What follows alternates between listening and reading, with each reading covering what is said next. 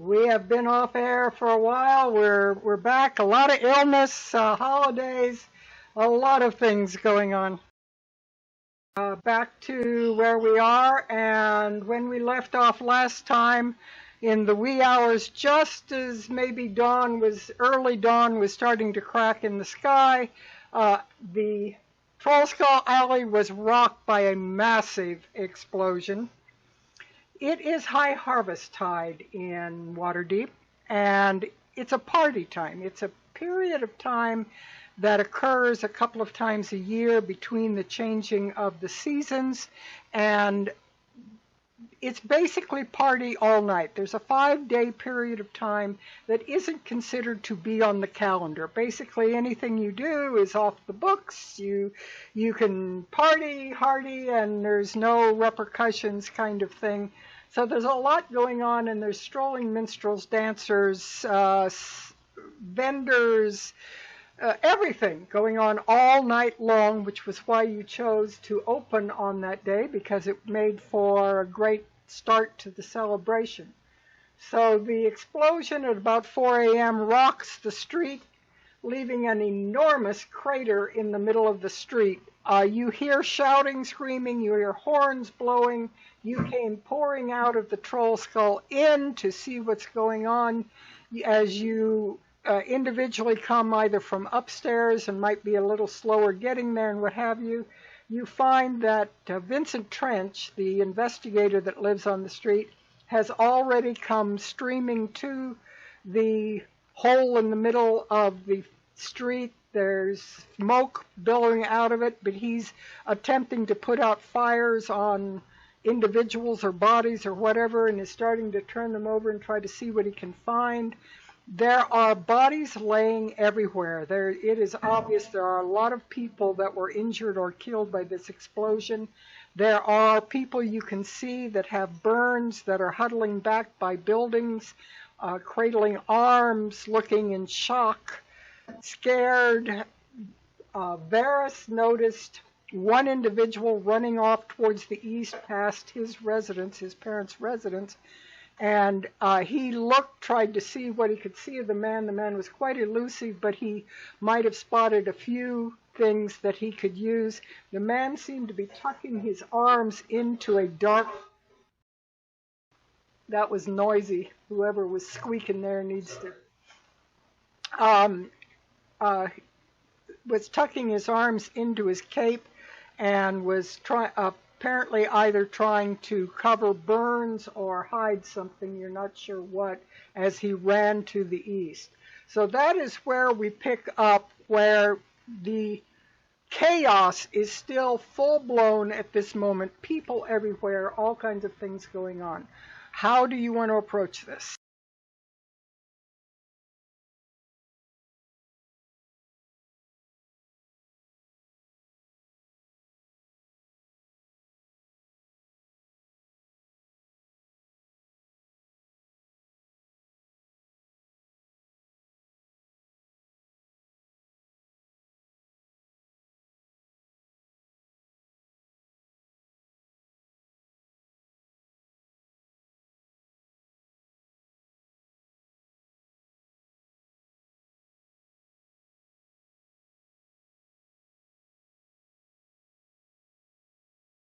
And of course, as we said, Vincent Trench is kind of trying to drag bodies away from the hole in the middle of the street. There's a lot of heat, a lot of cinders and burning spots on the pavement.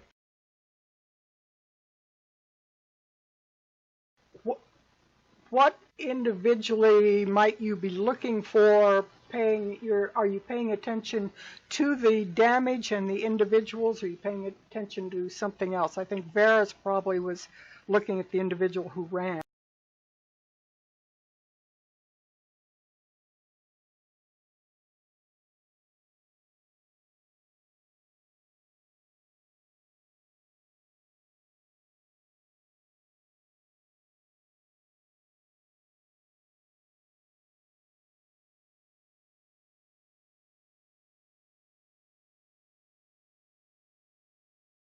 Relian succeeded in his role last time and was able to determine personally what he has shared. I don't know, but he was personally able to determine that it looks like it was a fireball spell of some kind.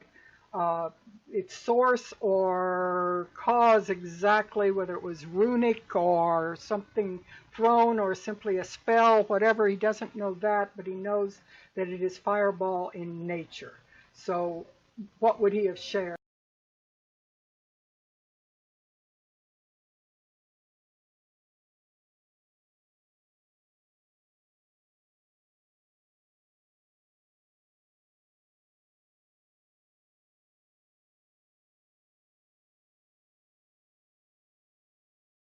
You actually, around the rim of this and back to the west on Trollskull Alley, you see a number of people that are on their knees in shock. The alley is pretty well, it has a lot of people on it. There are probably 20 bystanders of one kind or another. The guard has not arrived yet. You see nobility. You are, everyone, the entire group of you, give me perception rolls, and I'll tell you what degree, after I know exactly where you're looking and what you're seeing, I'll tell you what you see in your area.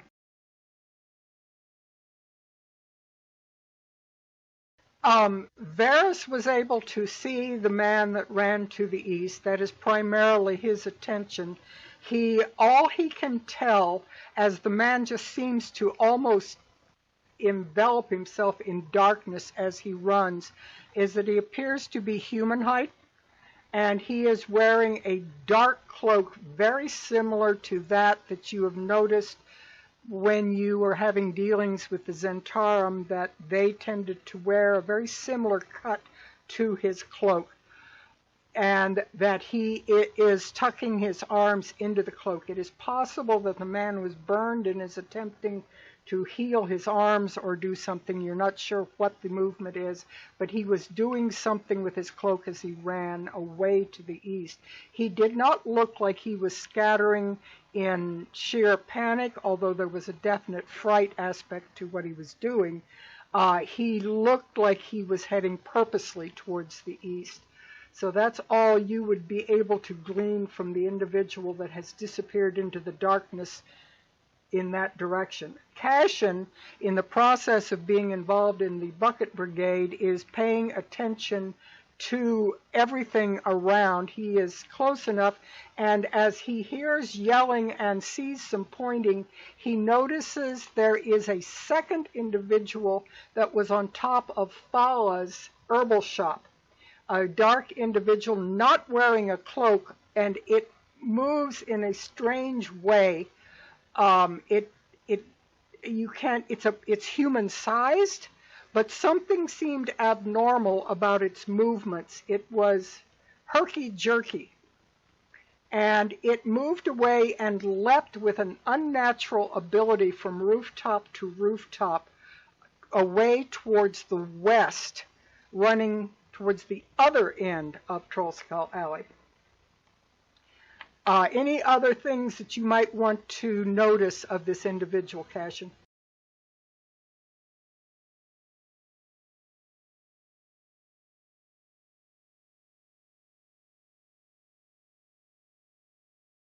It is a rather narrow or thin build of human height. It does not look full-framed or heavy-built, but there is just something almost not quite human about it. Relian, as he is up at the front of the bucket brigade, notices that there is a group gathered together. Looks like they were all part of one celebration area. There are 4 halflings, 2 of which have musical instruments laying near them, 2 of which did not. You also see 3 people actually, dressed in what looks like well-to-do servants' clothes that are also dead, laying near the halflings. So a group of 7 basically apparently were caught in the explosion.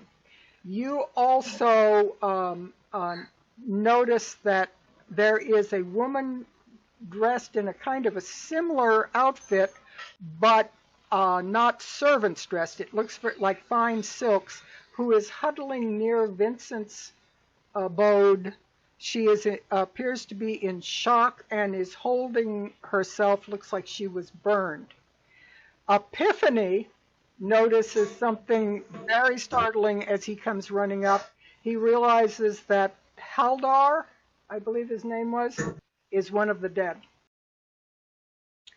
The other two of you are far too busy working with the dead and injured to be able to notice much.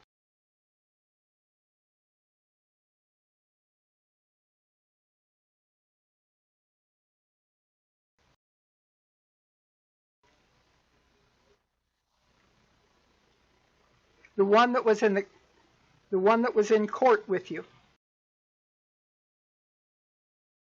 Yes.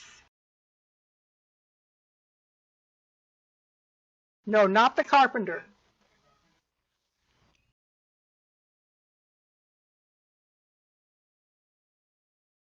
Yeah, the sailor is dead.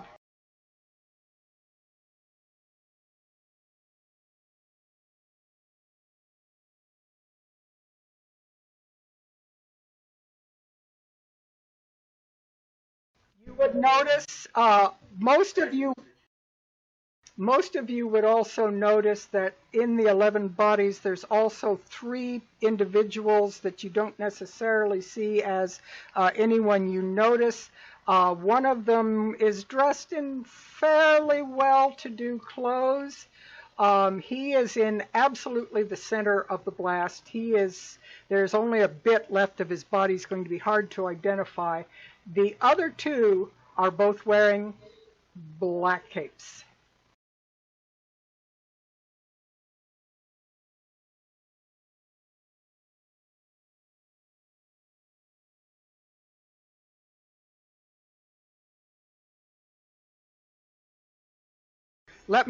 Yeah, at the intersection, I'm transferring you now.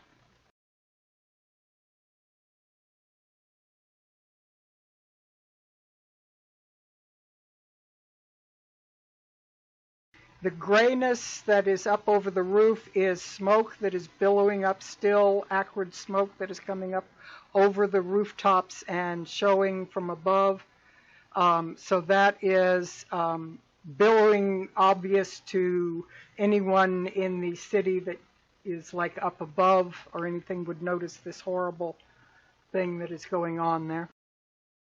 And as you are watching, more and more of the citizenry begin to gather at the entrances to Trollskull, peering looky-loos, trying to see what's going on. The crowd is gathering by the moment. And by the roll that I determined, you will have 10 minutes of time before the city guard and all the other forces come swooping in to try and take over this scene.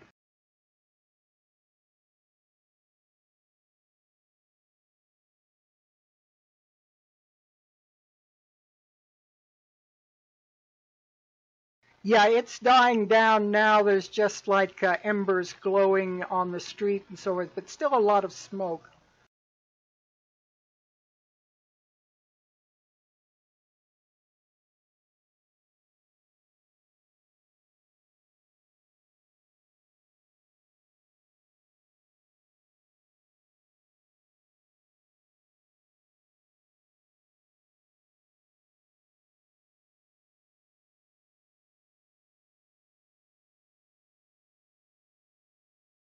Trench will look up towards the roof.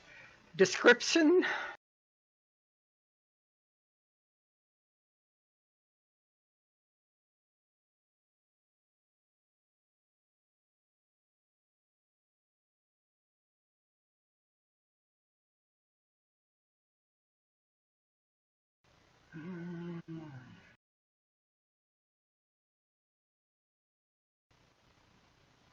He rubs his chin and so one of you, I think, got the roll on him one time on something. I don't think it was Cashin. Give me a perception roll on Vincent for the moment, please, Cashin. Oh, yeah. His eyes suddenly go into an almost feline look. They turn yellow for a moment with a diamond slit in them, and they don't look the same. He is concentrating on the rooftop very heavily, and you notice his eyes shift into this feline appearance. Mm-hmm. Yeah, his business is called the Tiger's Eye. That's right. Okay, so for 1 minute, as he focuses and goes into full mental capacity, you notice his eyes shift very briefly into this cat's eye appearance.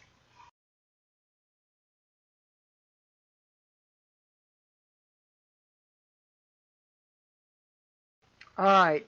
Um, let's see. So, as Vincent pulls back the three individuals that appear to have been in the absolute center of the blast, he lays them aside near you and he pulls back the cloaks from the two that are in the black cloaks, and he points out and he says, "Have any of you ever seen this before?" And it is a symbol recognized by Epi and Rel. However, the flying snake has above its head a clenched fist that looks like it's a mail gauntlet or a carving, a metal carving of a fist. It doesn't look fleshy. It looks like it is rigid, like it's, yeah, like a plated fist. Yes. So it is a flying servant with this fist above it. He flips the cloak around and rolls the two bodies so that you can see the symbols.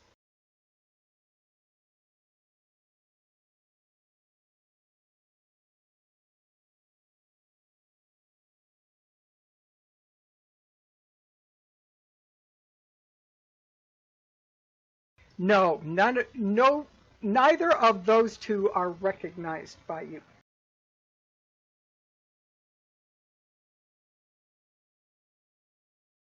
Just one on their neck.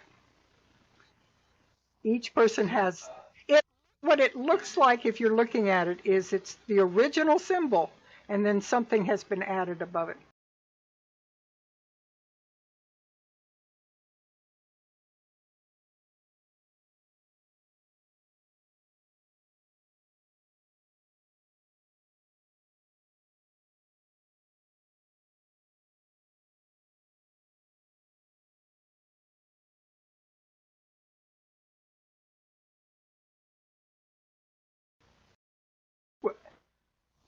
Well, it's the independent detective.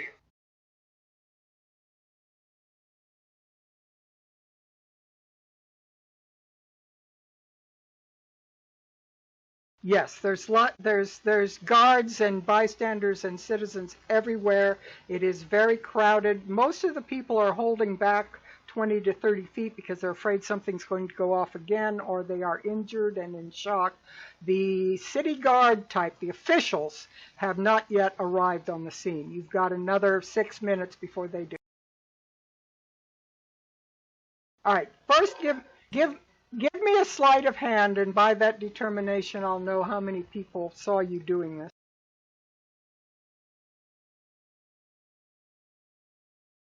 Basically, he clearly in front.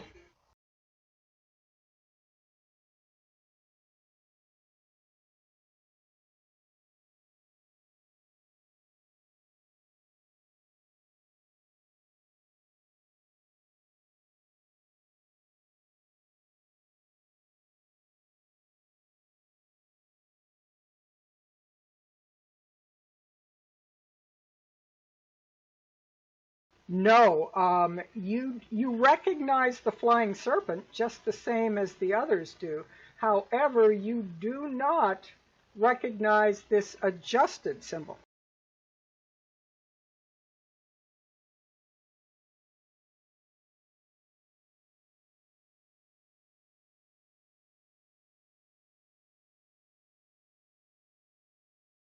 only on their necks. And those of you who are comfortable with this would know that there would be one body part that would have this tattoo on it, commonly the neck or the forearm.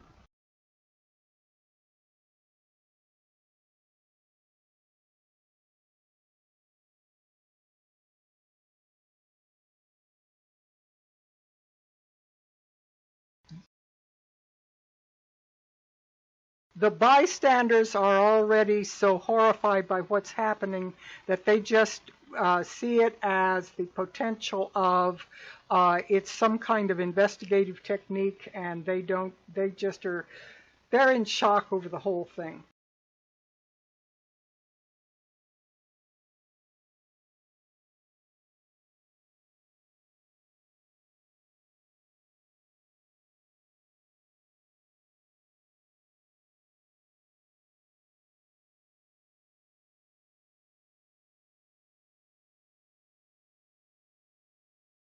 And Brett, roll me a straight intelligence roll to see how much you remember of what went on.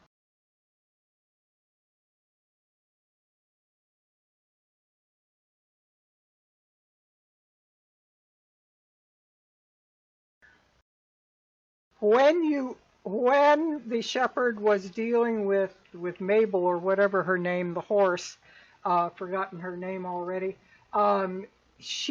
her stealing and her talking, there were apparently two factions of the Zentarum that were arguing and disputing over it, and for some reason she had been stolen as part of this war between the two factions.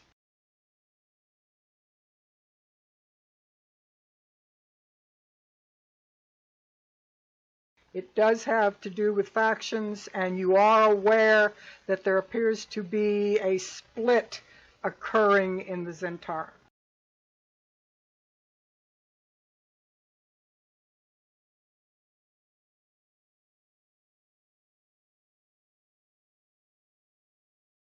All right, so Relian and Epiphany are going to leave the scene for the time being.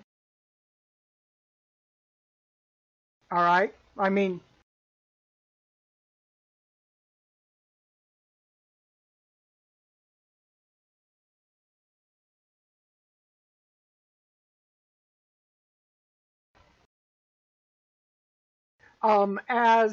which isn't long away, it's only probably an hour away.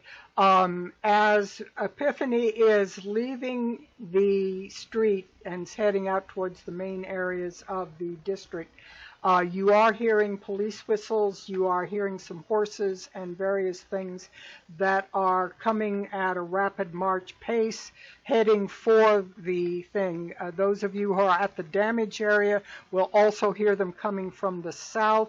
It is apparent that they are coming to take over the crime scene. And the last thing that you will notice, very key, for the first time since you have been here, and you've really been noticing because they keep very much to themselves, you suddenly see flying overhead a griffin rider and his griffin.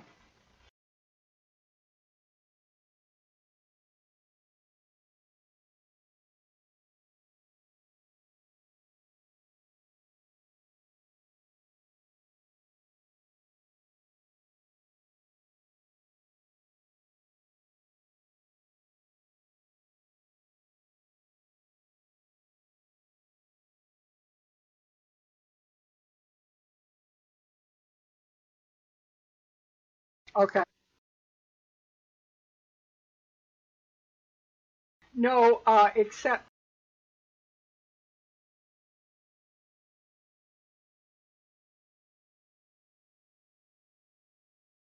his, give me a perception roll. Yeah, investigation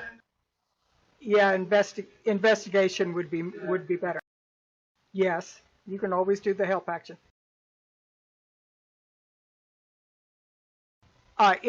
He definitely looks like he was blown up by the fireball. He is very close to the four halflings, and there is a broken flute in his hand. It looks as if he may have been partying with some musicians.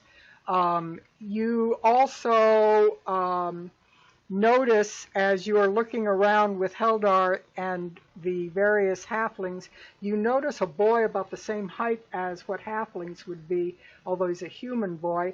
He is bending over and picking up something out of a rain barrel that is near Fala's shop. Let me move his token to where he would be. He would actually be here, and he is reaching into the rain barrel and picking something up. Sure.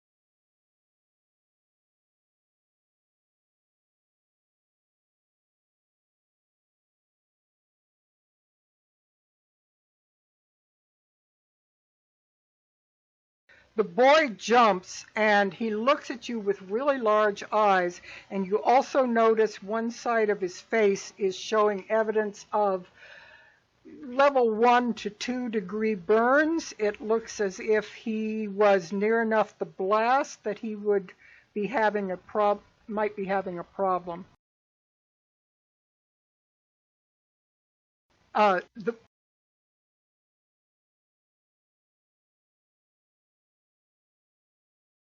The boy has whatever the object is in his hand, and he kind of looks at you in shock and holds it out to you, and he goes, "I don't know what it is, sir." And he holds this out, and it looks like a necklace with orange globes on it about that big, about an inch across. There are orange globes on this necklace.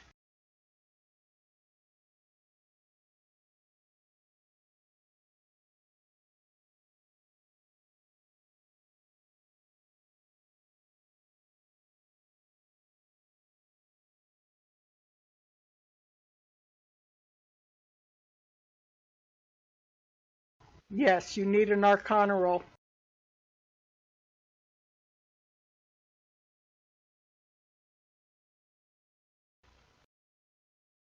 Yes, you didn't need it with your knowledge of magic, and with when you pick it up, you can feel the energy in the necklace. It is a necklace of fireballs.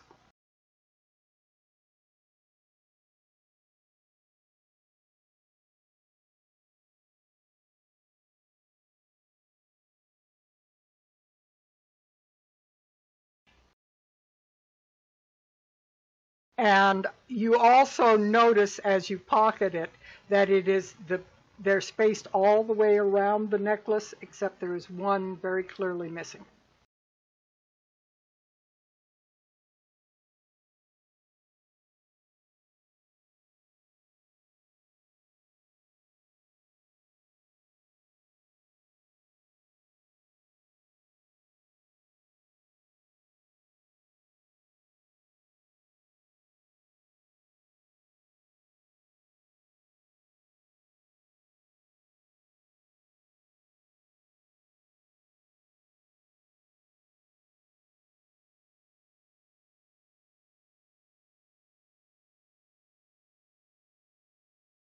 You don't know how it wound up there. You don't know who tossed it. You don't know what the circumstances are. You've only got circumstantial. A fire blast occurred. A necklace of fireballs has been found near the scene of the crime. That is all you know at this point.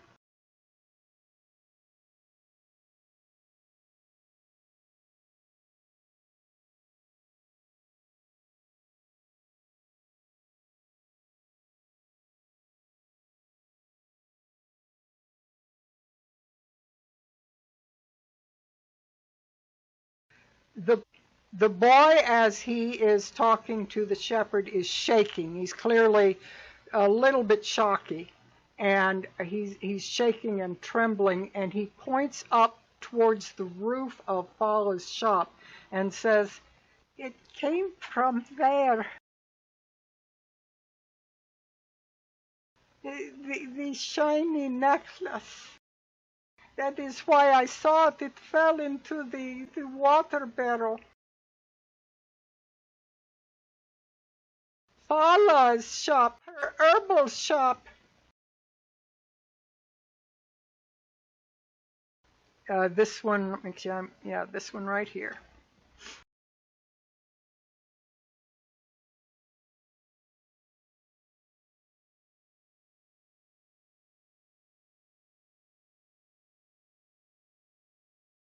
And I saw all my friends get blown up right in front of me, and three of them, two of them, those there, and he points to the servants, they were with the lady over there that is burned.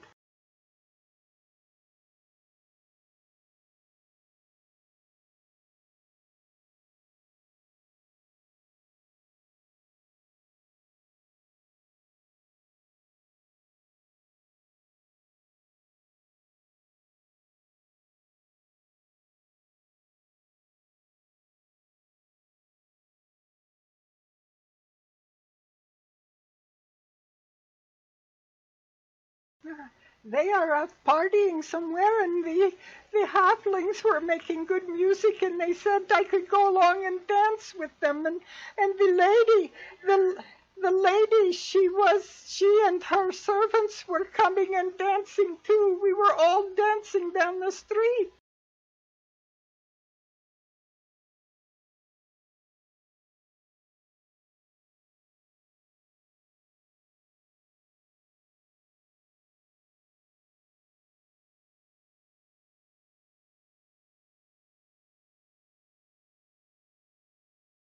Martin, Martem with an M on the end. Yeah, Martem. My face hurts, but I saw my friends die, and the lady there, she saw her friends die too.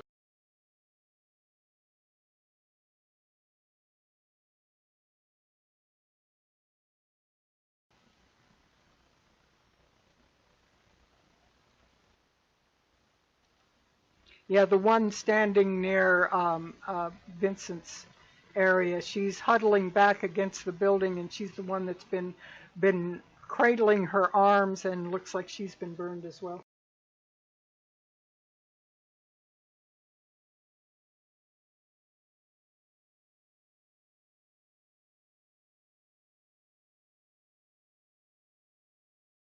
He just tears up his robe and tears it into strips and wraps them up.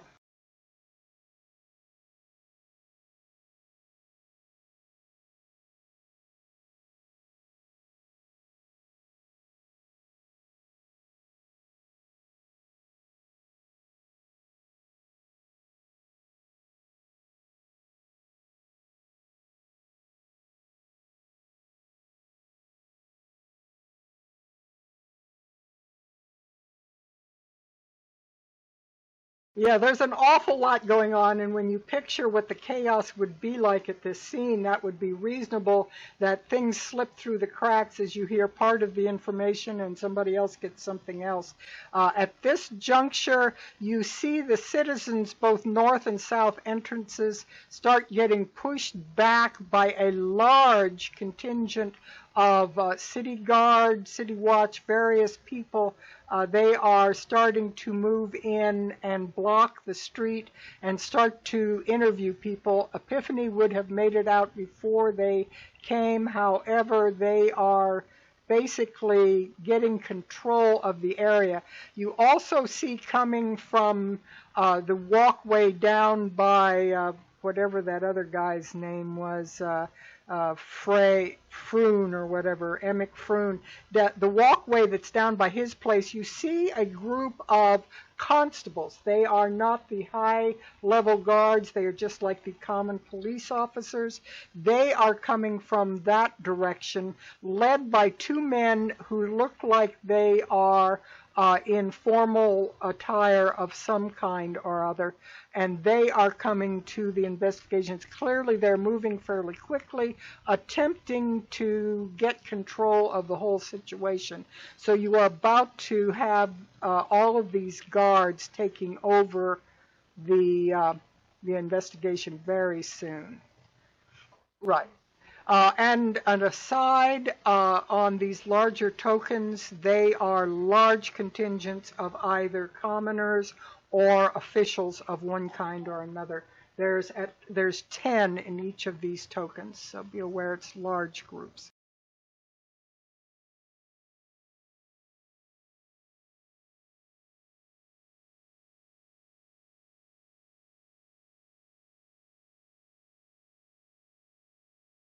A, a, and as Relian says this, one of the guards comes forward and says, "Kidnapping? What are you talking about kidnapping?"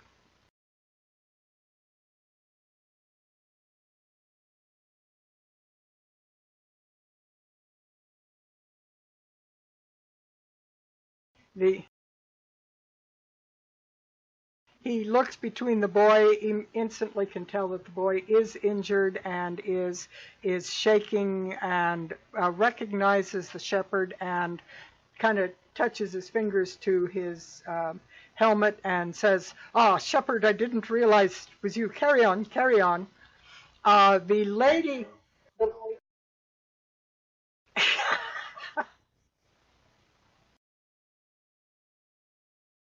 I'll see your mage hand and raise it one level.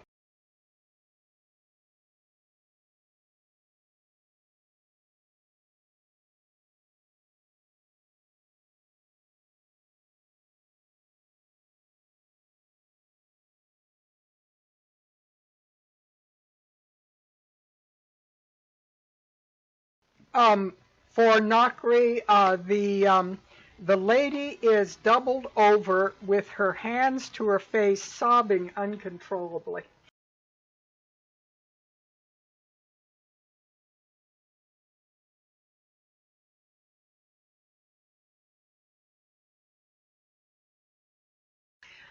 "Yes, but that doesn't matter. My two servants, my handmaid, she's been with me for 20 years.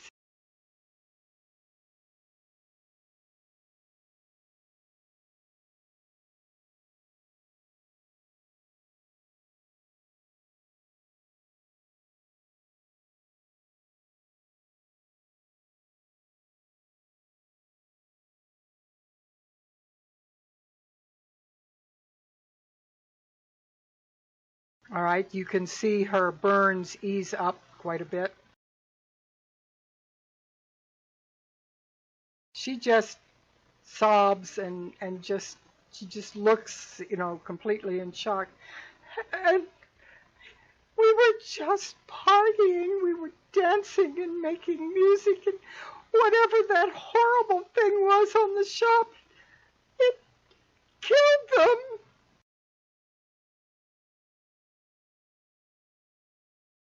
It, it was a puppet. It was a puppet. It grabbed something, and I saw this orange arc across the sky, and then the puppet bounced and jerked across the rooftops.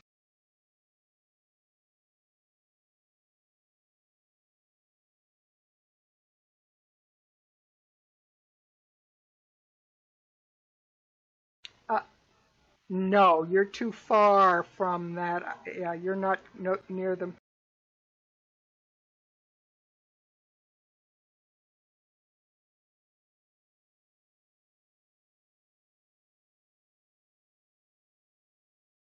Yes, yes.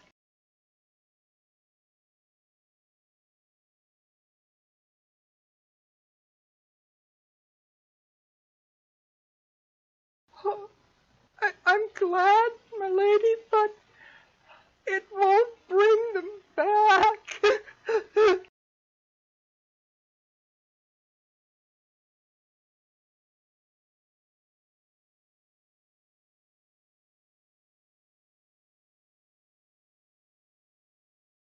Yes.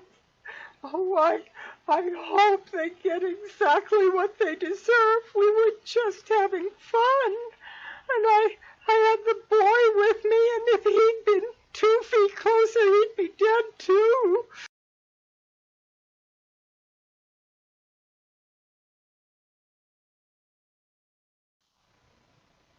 Okay.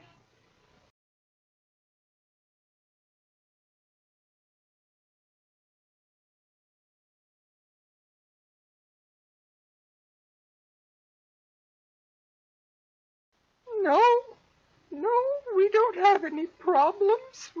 We're a noble house, but we don't have any terrible enemies. We were just enjoying ourselves. It's high harvest time.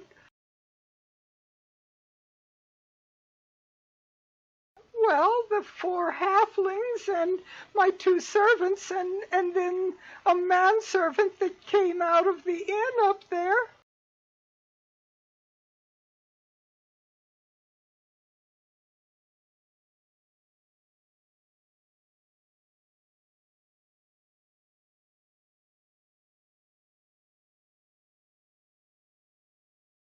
And it doesn't take you but a moment of looking before you quickly are able to identify the body of Eldar.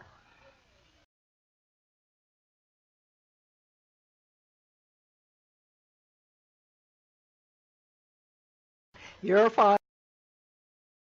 Um, and she is able to identify this as being Heldar's body here.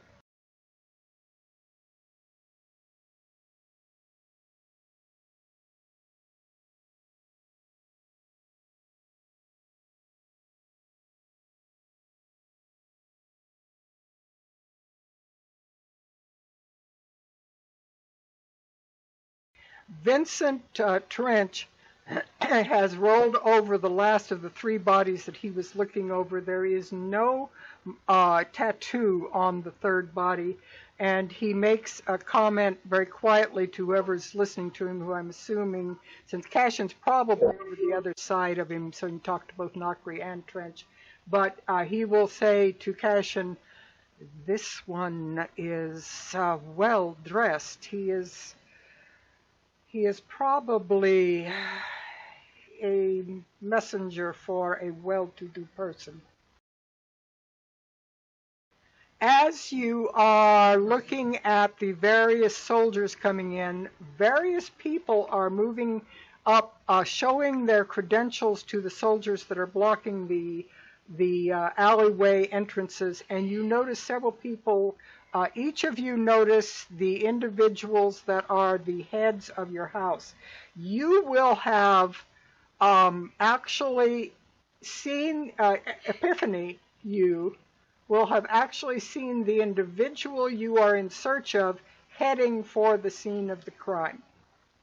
The rest of you will see Mert, Davril.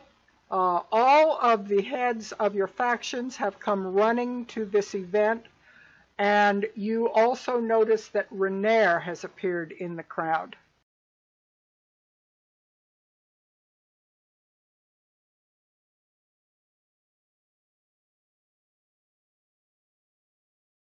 Yes.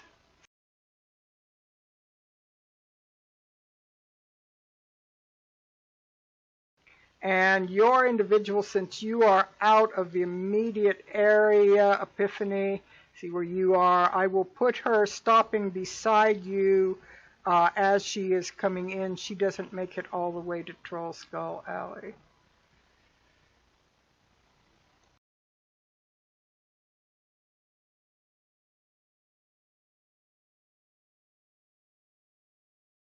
More, yes. She is at a dead run. She has heard of what's going on, and she is headed for the scene of this. Word has spread very fast that there's been this horrible explosion, and she is on her way.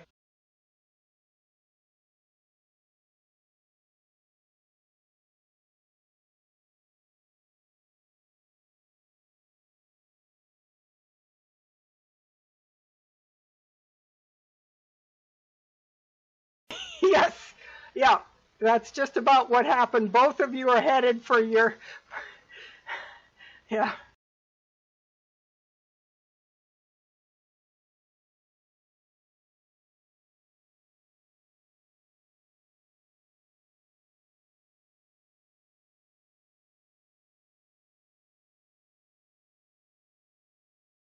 Oh, what? What? Oh, yes. What has happened? What's all the smoke? The sirens going off and the horns. What's going on?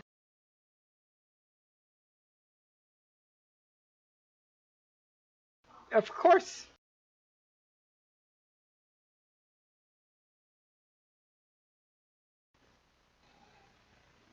So, you piece of skin.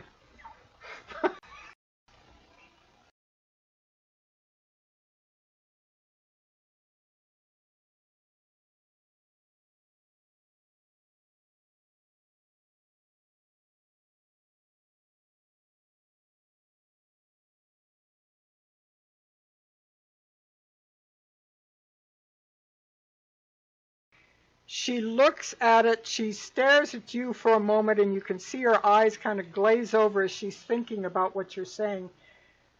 It's not that I don't trust the City Watch. I understand that I do. Of course I do. But sometimes bureaucracies slow things down. I'd like you...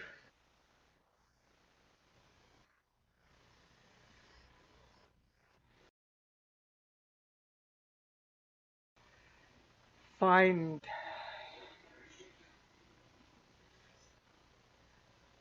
out what happened and resolve this matter quickly. I'm going to be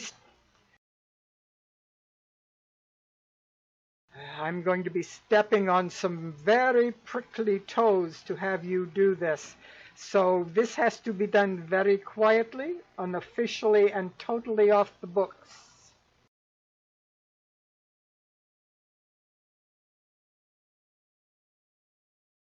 She holds out her hand for the fold of skin.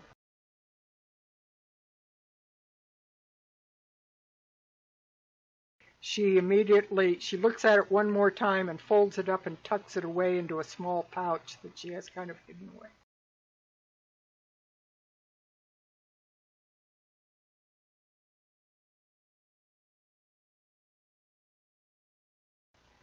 Indeed. Go ahead. And she motions towards Trollskull Alley and stops for a moment to catch her breath as she waits to go.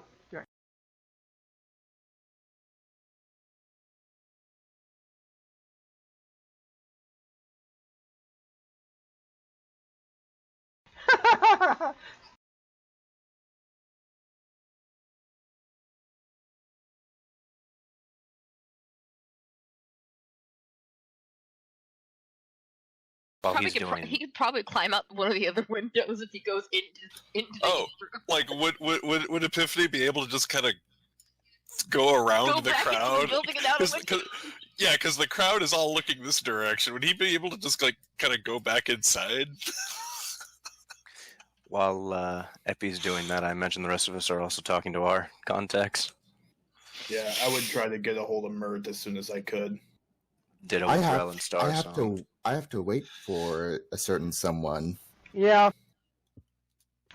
And eventually, after Epiphany has been gone for a moment or two, she will kind of straighten her vest and start strolling towards it and purposely present her credentials to the group of soldiers at the entrance so that they let her pass. Crazy question. Do we know if Haldar had family?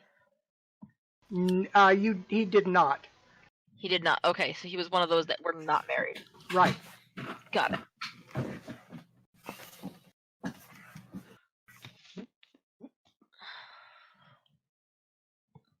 Okay.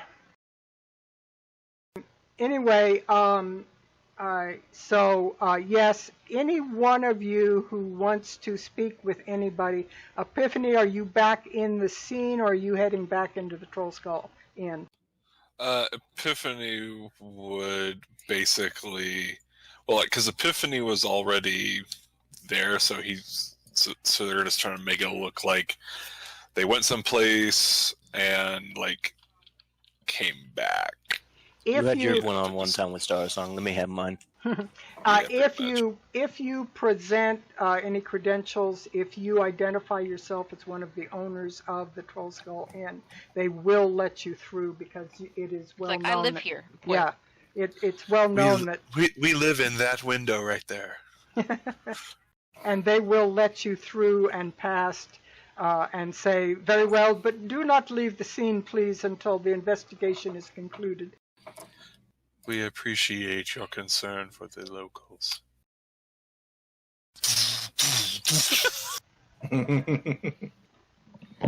All right, so all of your connections for whatever needs that you have are now standing there. They're starting to talk with various people, starting to do investigations. Some of them look like they are doing like some performing some runic things, trying to determine what happened and so forth. So they're getting busy, and they start moving over towards their various charges, which are you. They are wanting to find out what you know and what's going on. Meanwhile, from the West End, these constables have moved up. There are also with them, you realize, 2 individuals that look like they are in priestly garbs. They are moving in to stabilize and cast repose on the various bodies. They look like they are officials that are used to doing this. They seem normal and comfortable with doing this type of thing, and they're starting to put gentle repose on them.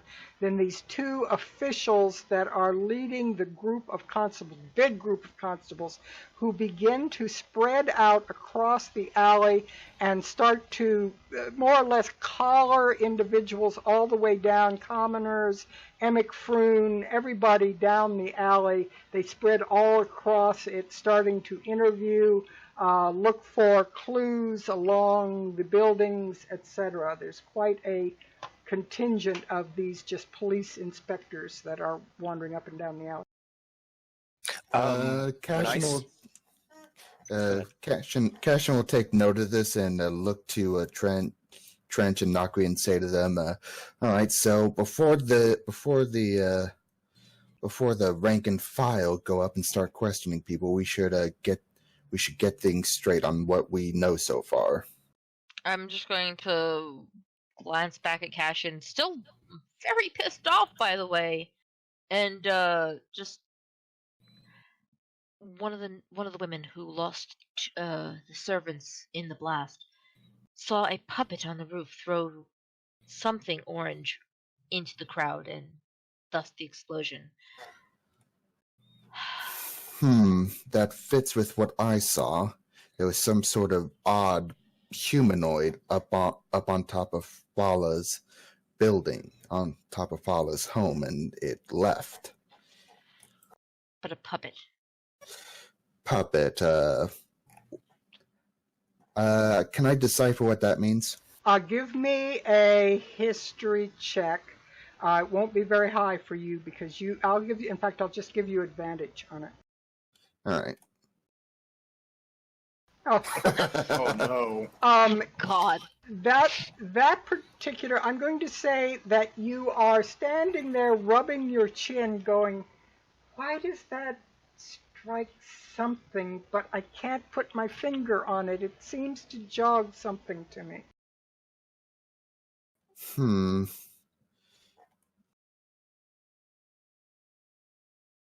And you say it threw something. That's what she had seen. Whether it was a spell or... I want answers. This is my employee. This is my charge. Well, we have to keep a cool head and then we'll get to that. Not that I don't understand. I do. It's just, I'm missing one of the... Mike, are you on mic? Are you on mic, Mike? Yep. I'm sitting on my hands right now. Okay, your contact is in the group too, but I don't appear to. Oh, there he is. Okay. So, what do you think of what this means, Trench?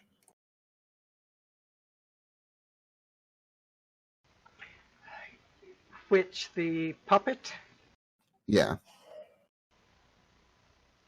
He blinks. It does not seem possible.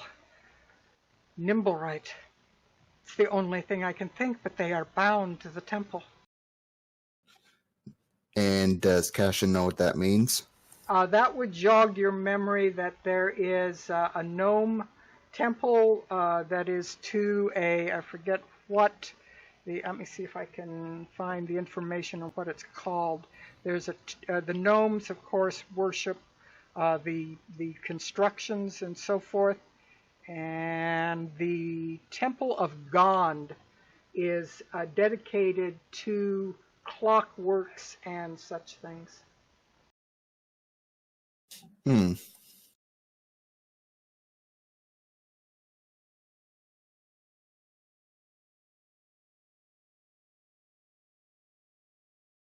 There he is. Yep. Okay, so that jogs in your mind, Cashin, that the Temple of Gond has things to do with clockwork works. Creations? Yeah. Clockwork knights? Just clockwork creations is more correct. Okay, so Varys walks over to Melnor to report on what's happening. He's got his arms crossed, looking very unhappy with this whole thing. Has an unnatural feel about it.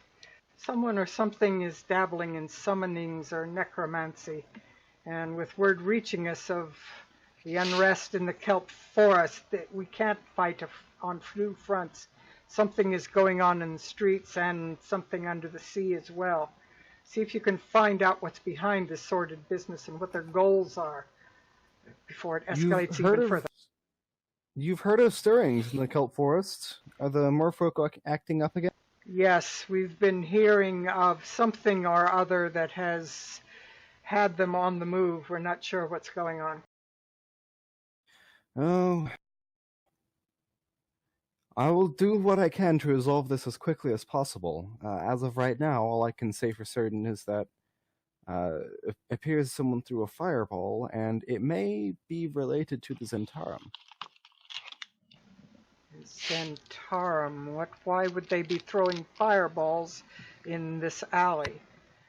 Zentarum might not have been throwing fireballs. It seems that they may have been who they were throwing at.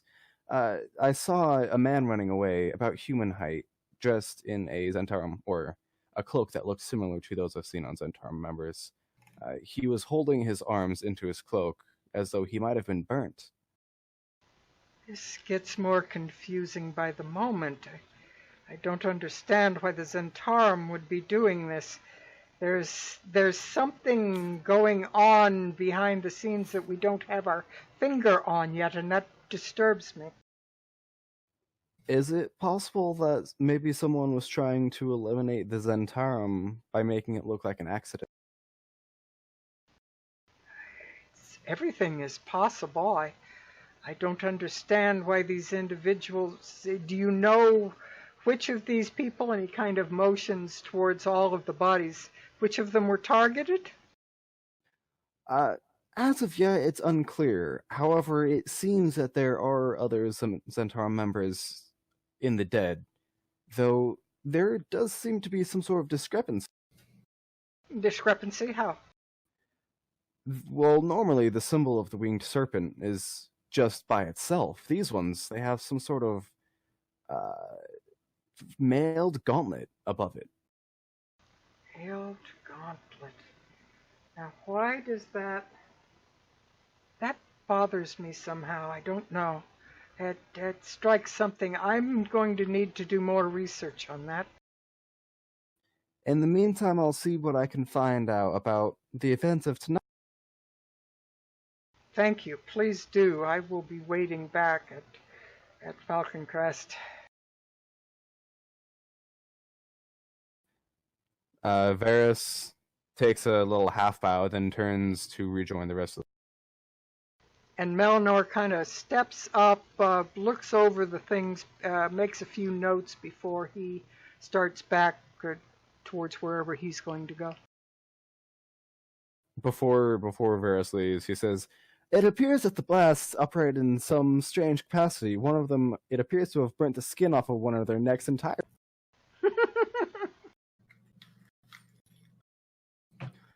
Okay, so that's...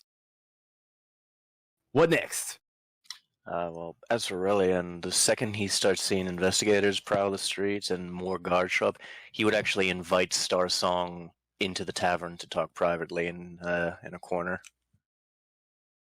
Very good. He would follow you in, continuously looking over his shoulder at the carnage and concerned about what's going on, but he will step to the front door and back into kind of the shadow of things with you.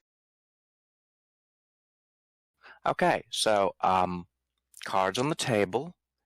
Did one of us do this? No. No. This is not one of ours. I am certain of it. With dead Zents, not ours. Mind you, in the middle of this, it's bad for the city and our business. We need this resolved before the watch starts asking questions of me, and I know they're going to be on my door shortly. Do what you can to direct them off of this, but these, and he kind of holds up his fist like the symbol that's on it. He says, "These aren't ours. These aren't ours."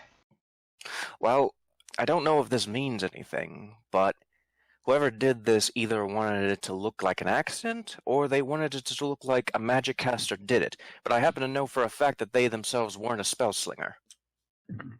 Excuse me. Yes, that's... Spell slingers are, as you call them, are not terribly common among our number. We only have a few, and I would have known these if they had been. I don't know who they are. Well, the reason I say I'm positive it wasn't a spellcaster themselves was they used something to make the destruction for them.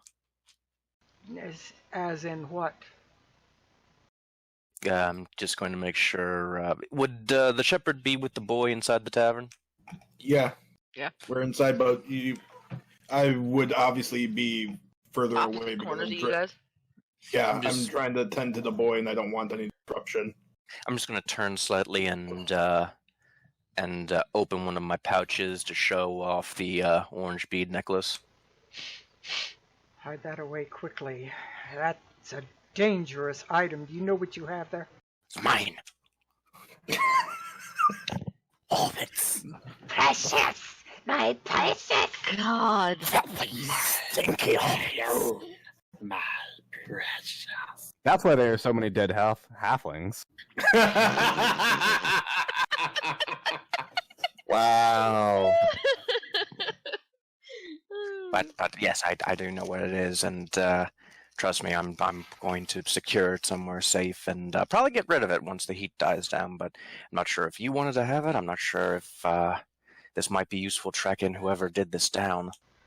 If I can give you some very good advice, sir, be aware it is a severe crime to withhold evidence from the watch. You might be better going straight forward with it, even if you remove a few of them.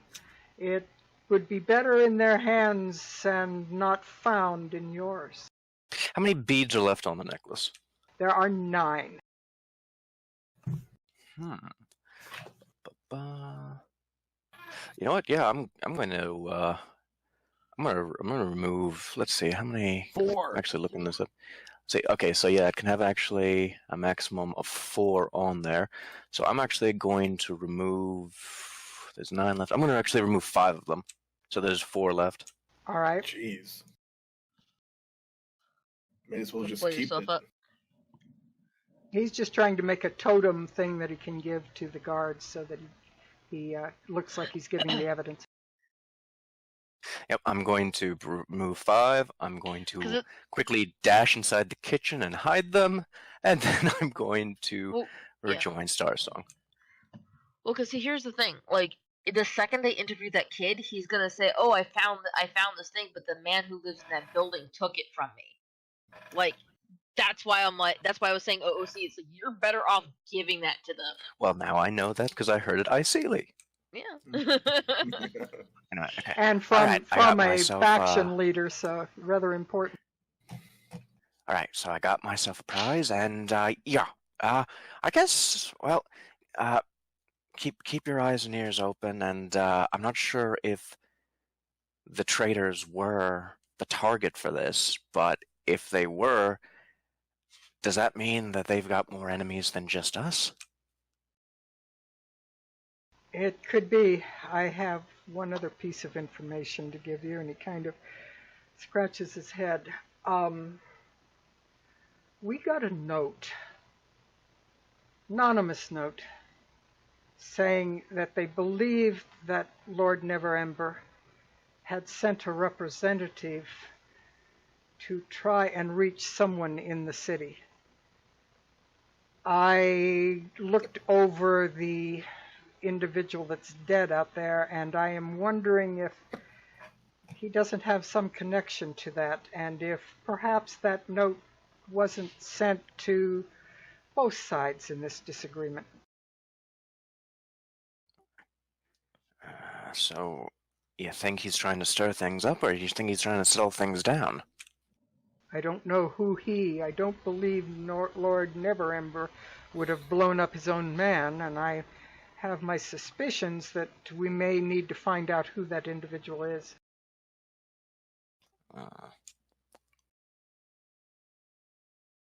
Well, I do have one thing to say. I'm not sure if my charming companion told you before, but we did run into one of the traders, and he was trying to steal, get this, a talking horse. Yes. You don't know it's a talking horse? No, I don't know that. And Brilliant doesn't believe it is, yeah. But yep, that's right. That's what the owner told us what it was. Yeah, and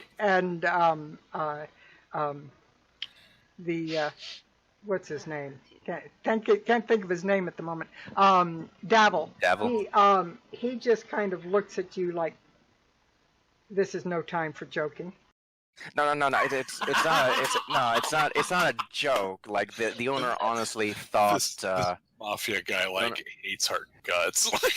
It's not a joke. Like the owner actually, like, he was a crazy old man. I'm one to talk, but I'm not putting any stock into what he said. But I don't know. The traders, for some reason, seemed really intent on getting this horse. Maybe the owner knows something. Maybe we can check that out at a later date. I don't know. All right. If you think it's important, I can't imagine that we would get much information from a talking horse, but all right. I'm loving this. Meanwhile, in the corner, and that's when this horse talked to me, child. And Martum is standing there like, really? Wow. All right. Well, boss man, keep your eyes and ears open, and I'd appreciate any more information coming forward. But I'm going to go give this piece of important evidence to the guards. Very good. And can I talk to Vajra? Yes. All right. So have her meet me and Victor. Yeah. If you are motioning Victor to come, Vincent, you mean, to come along? Well, more like for her to come to us. Yeah, she'll hang back a little bit. She won't get right up in the middle of it. She's just observing and trying to see what she can spot from what's going on. Hello, Madam Safar. Kashan, you are involved in this as well. This is a most sordid business. What have you seen? Well, I'm glad to tell you that I'm not the one responsible for this. That's good news. It makes at least once in a row you are improving. Thank you. But, well, there seems to be something peculiar about this. I have already gotten some information indicating that individuals were involved that are out of the norm. Yes, there were these Zentarum men. They had a strange variant of their symbol on their necks. So I was told. Do you know anything about this new faction? Nothing. But if there's a split between the Zentarum, then, well, people are getting caught up in the middle of it. That man behind me was one of ours. She looks at the elf. Really? He worked at the Trollskull? Yep, first day. He was one of the attempted murder victims of that drow I told you about. Oh, was he the target of this again? No, I think he just got caught up in the middle of it all, unfortunately. As the priests are going around working on the bodies one after the other, one of the individuals comes up to you. He has a sergeant's badge for the city watch, and he walks up to Vajra and greets her quite formally with respect and says, we need to find out any information we can get. I noticed that Davril Starsong arrived behind you, my lady. Do you know where he went? And she will just kind of turn and look at the front of the inn that he went in that way. And that man will move towards the front of the inn where you are, Relian. Well, and can I continue with what I'm doing? Yes. Well, that's not the oddest thing. The oddest thing is that one of the noble women saw what it was that attacked them. Oh? She said it was a puppet, as in it was a Nimblewright. Nimblewrights are bound to the Temple of God.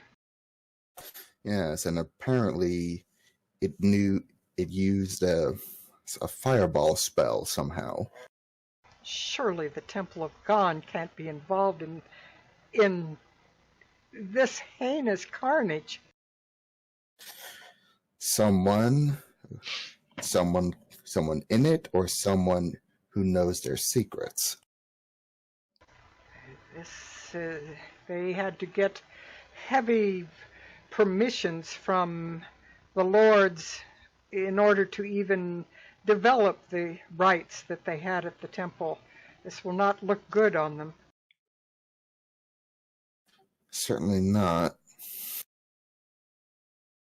She makes a lot of notes and writes that down very quickly. Make sure the rest of your group know this. Be very careful as you move among this, because there are going to be a lot of officials, well, basically stepping on each other's toes, and they're going to be arguing over who has control over it. Well, the last thing I can tell you is that the Nimblewright moved towards the east. No, the Nimblewright actually moved towards the west. Oh, well, I Dude thought. on foot that went east. All right, yeah, west. That's it. All right. Well, I'll try not to step on any toes. Do you have anything that can help me with that?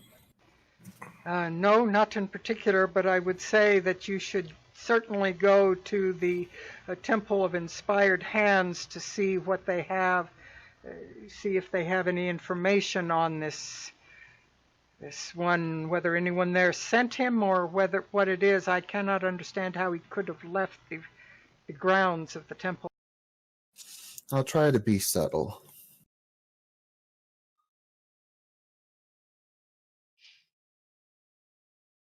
All right. was one other piece of what was the other? Oh, I needed to find out which of these guys was which on this. The second man that had been with the sergeant is moving into the blast area and is casting spells, detection spells of various sort, detect magic and so forth. You can tell that he is working from a magic point of view. The sergeant who introduced himself moves up to Davil rather quickly and rather formally says, Devil Starsong, please make sure you do not leave the city. There appears to be something indicating that some of your individuals may have been involved in this. Davil kind of narrows his eyes and he goes and says, I assure you, these were not ours. Yes, well, you can say that, but do not leave the city. You are going to be under investigation, sir. And he just looks very strongly at Davil, and it's clear that he is under suspicion. Is Relian going to do anything at that time with the fireball necklace, or is he going to give it to someone else? Who seems to be in charge of the investigation? Right now, this guy seems to be the most in charge of anyone you've seen at this point. Okay, well, in that case, yeah. Excuse me, my good officer, but I found something earlier that might be of interest to you. Oh, what is that?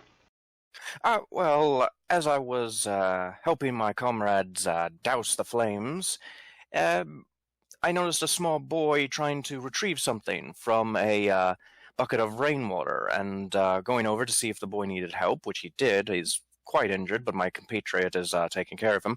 I found this, and he will hold up by a finger the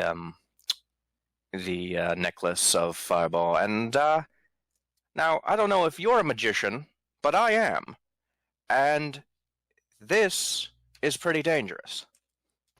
He looks at it and squints his eyes at it, and he takes out like a wooden tong thing out of a bag that he has, and he grasps it by the wooden tong and very carefully puts it into a leather bag.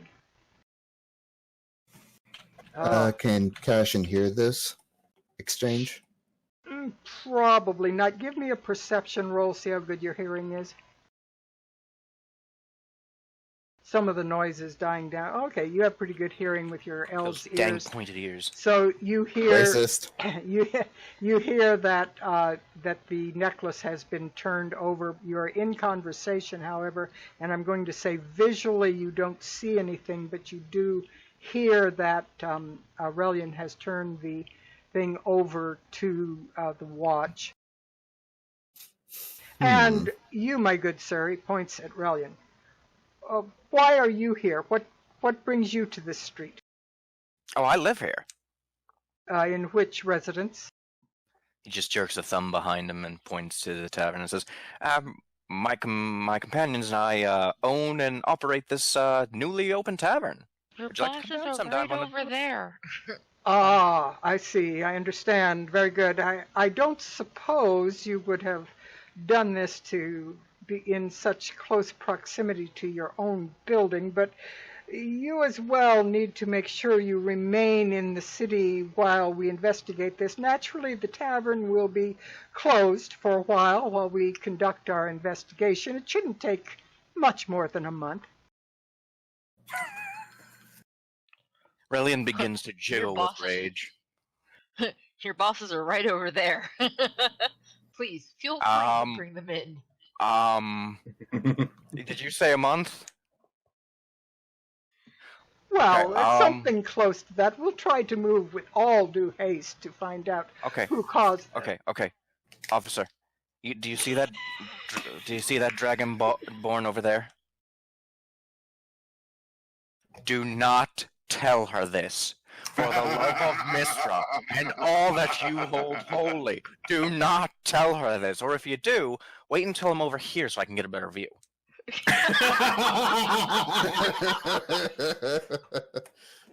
Oh.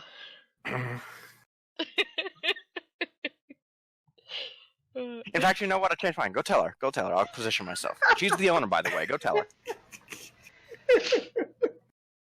He just kind of nods, says one more thing to Dabble. Remember, sir, you are under strict orders not to remove, since obviously it was Zentarum involved in this. And he turns on his heel and walks towards Nokri. And Right before the guard is out of earshot, Aurelian's going to make a huge show and whip his head around and look at Davon and says, "You're part of the Zentarum?"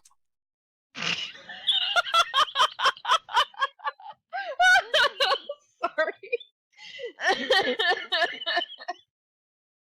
I'm trying to cover my butt as much as possible. And while that's happening, Cashin's just going to make that small note about the necklace to Vajra, since his elven ears overheard that. she will Did turn. his elven ears also overhear the racistance? No. No. Hey, it's not racist because you guys don't know this, but he's got them too. Anyway, she turns her head and looks straight at Davil and Relian and kind of narrows her eyes suspiciously. But she takes note of the fact that this piece of evidence has changed hands. Sorry. All right, so this guy, he comes up, clicks his heels together, and identifies himself as Saith Cromley and to Nokri, and says... Nokri will stand at full height. She was near, I would say she was crouched near Halder, just kind of murmuring prayers in her own way. Of vengeance. Vows of vengeance, prayers, regrets type deal, but she's gonna stand at, full height, introduce herself, the full formal title, and say, "How may I assist you?" I am Sergeant of the City Guard. I am here overseeing the various groups, battalions that are doing the investigation. Obviously, close proximity to your inn. I doubt very much that you and your compatriots that I've learned are opening this are under strong suspicion, but needless to say, you are witnesses in the whole matter, and therefore we will need to ensure that we aren't sure at this point in time. It's possible your business itself was targeted, you realize. We are aware that there were some ownership issues back in its history. It is possible that someone is attempting to destroy your property. Therefore, it will probably be best for your security and for your employees and for everyone involved if you probably remain closed for the next period of time. I will make sure that the investigation moves forward very, very competently, and I will try to make it as close to no more than a month as I can. A month without being able to make any profit, any business, a loss of an employee, and you are telling me I cannot work for a month within your city walls? Well, it's Am I perfectly clear? It is for your security, my lady. We don't want to have any more people killed here, obviously. No, Perhaps just one. Understand. But do understand, I want blood for blood at our loss. And if I so happen to find the individual before you, by chance, by accident, by fate, of course I will be gladly handing him over to you after I get my payment back for what they took. Just be sure to operate within the laws, my lady. I would hate to see everything that you... I find, I will ensure that it will go to you. Now, from what I am understanding of everything I have found, the individual had tossed the thing up there. It was some sort of puppet-looking creature, and it went, I believe, somewhere towards the west. I hope that it helps exacerbate and make this a much quicker solution. Thank you for the information. What was Varys trying to say? Varys wasn't going to say anything. Mike was going to say there's so much exasperation going on. Yes. Relian, by the way, is across the street right now. He's holding up his orb of arcane focus, almost like he's taking a picture. I just realized I'd been muted. It would have been at this point that Shepard would have came out and listened to this whole conversation, and he would speak up to the guard. Okay. Excuse me, you said you were going to do this competently. Yes, there is so much information and so much damage, it will take us a while to process it all. So, about how competent do you believe we'll be? Do you think you'll be as competent as you were a few days ago when this exact situation happened with a stink bomb? Well, a stink bomb is nowhere near as serious as this is. No, it isn't, and it has now escalated. And now it has escalated into a fireball incident. Exactly my point. Due to your appears that ignorance. Someone is obviously targeting your business, and we need to find out. If you had taken my suggestion seriously the first time, this wouldn't have happened again. Shepard, with all due respect, I understand your concern. However, this has now, as you point out, escalated far beyond just a simple open and shut matter. Therefore, we will have to take all due precaution and make sure we find all the evidence. Oh, okay. So when will you be sending your competent guards? They are here now. I do not he waves around at like 50 guards of various types that are in the alley. Shepard. I looked at Dockery. I don't expect this to be over for at least a year. Shepard, I will find a way to bleed the money back into our business. One way or another. Oh, this has nothing to do with the business. This do not take a dragon's business, man. Yeah. This has nothing to do with the business. This has everything to do with the competence of the guards. Oh my god, I just realized we are meddling with a dragon's horde right now. Exactly. Hey. Bert will step up next to the shepherd, and he will say quietly into his ear, "The Watch are more likely to arrest the corpses for littering than catching whoever's behind this debacle. We want you to see if you can't give them a helping hand and get to the bottom of this on your own. Ignore the guards." Yeah, no, I'm giving them just a slight nod that, like, yeah, I understand what you're saying. I've dealt with this before, and this isn't the first time. The last time was also not the first time. You said the Watcher stepped up and what? The Mert stepped up. Gotcha. Never mind. Watcher's in the other game. But he steps up, and beside him is this individual that you've only met once, that you know as Gelester. What is his last name? Gelester Silvermane Nokri. He's the one from the Lord's Alliance.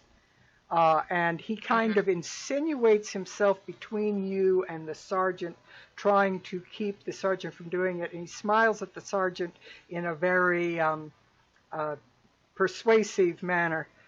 "Please, Sergeant, you are quite certain, I know, that these people did not do anything.